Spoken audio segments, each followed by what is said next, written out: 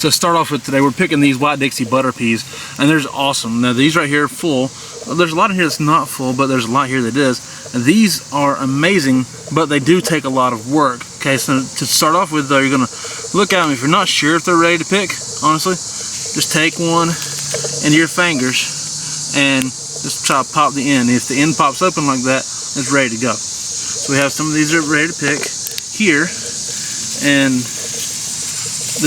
they're just delicious. They are a lot of work though, okay? If you're afraid of work, this may not be the lifestyle for you, but these are well worth the work. We throw them in here. Now this is what we got so far. We do have a lot more to pick, and like I said, a lot of times they're not that high up. Many times you're searching all the way down to the ground looking for them like this right here. I guess it can be down there, all the way at the ground, and you're trying to get those in. It's a beautiful pea. Now many times the things that you're growing does require work, and now there's two systems here, okay? You can rely on the system that's created for you, which is what we're doing here, right? Or you can rely on the system that's being given to you, which may not exactly be the most stable system to rely on. We're gonna choose to rely on the system that's created for us the most we can. It just requires work. And a beautiful harvest. Honestly, there's a lot here. You can't really see it until you kind of shell them out, which takes some time when you got this many, but it's a beautiful harvest. Second harvest we've had of these this year. Angela Kay picked the first ones herself while I was at work, and she got like about a quart and a half probably. This might be another full quart or so. It's a lot. It's honestly, this is the most underrated vegetable to grow. It needs heat and humidity and everything, and a little bit longer of a growing season. Nothing crazy, but if you're like zone 5 or something, you may not want to try and grow them. But zone 6 and further south, absolutely grow them. They're awesome. They're delicious. Honestly, it's the most underrated vegetable to grow, but it does take some work. Like, we gotta get down on the ground where they're full at. You know, when they're full, they seem to be on the ground pretty much. So it takes some effort.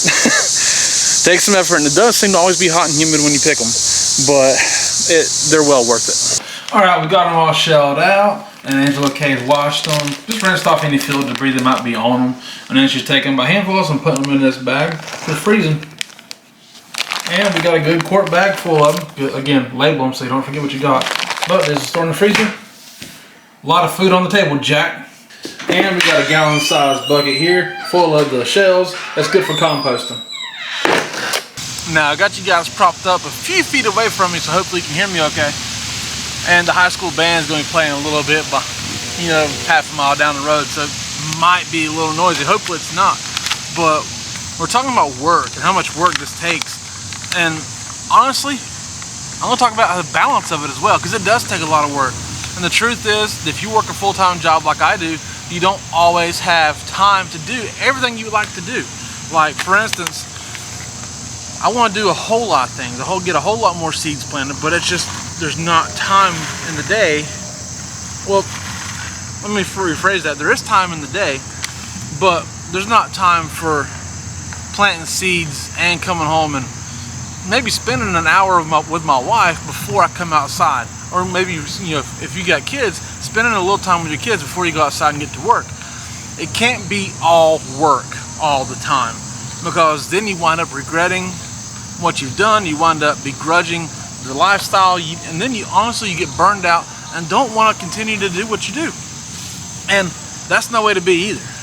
Like, these are the bags that we harvested some potatoes out of last week. I could have just sold my soul essentially and got this done already, but I do have a wife that I love. I do have things to do other than this. We do have the desire to spend a few minutes together, so I could have done this already, right? But I didn't. Now, do I regret not doing it? No, I don't. You know why? Because life can't be all work all the time. Like, you do have to realize that, yes, you gotta do some work to make sure you grow as much food as you can. But you do have to also realize I need to balance that idea with spending time with my family, you know, spending time, you know, doing other things. Because if you're gonna wind up hating your lifestyle or hating what you're doing, why do that? You cannot make yourself a slave to your lifestyle. Plain and simple. I'm sitting here talking to you guys and planting these peas, and I'm kind of losing track of what I'm doing. So what we're doing down here is we've pre-moistened the soil inside these grow bags, and I've got these tomato cages here that we're going to use for trellises, okay? Because we're going to plant these Lillian's caseload peas here. Now these are shelling peas, okay? English peas, shelling peas, whatever you want to call them. And we're going to plant them here. I did this last fall, and they did really good, but they just didn't get quite enough time to fully produce before the really cold air hit. So we'll try it again. I think I'm planting them a little bit earlier than I did last year, giving them a better shot. Maybe we're gonna get a little bit more sun sitting in this spot. Hopefully, right? Hopefully, we're gonna be able to get some peas out of this. But we're gonna take these and plant them here and use this as a trellis. And I'm gonna practice what I preach. We've got 4 bags finished, not all 6. We can probably do the other 2, but we do have 4 bags done. 1, 2, 3, 4 right here. And you know what? It's time to let our chickens out in the yard and for us to just sit down and relax. We used to, honestly, come out here and let the chickens out in the yard and just keep working. Angela would be on one side of the yard, I'd be on the other, and we would just keep working and we wouldn't speak to each other that much. Would some, but just a little, not that much. And you know what? It's not always worth it. Sometimes you can do that, but it's not always worth it. So we've really focused this year on making sure that we do take time to sit down.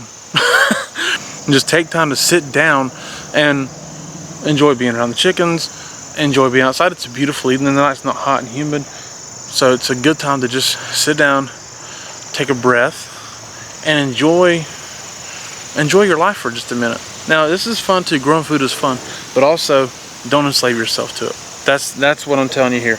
Do some work. It's going to take work, but balance that work with, you know, not taking for granted the people around you and the life that you've been given. So thank you guys so much for watching. I do appreciate it. My name is Jason. This is Art of Creation Homestead. Love y'all.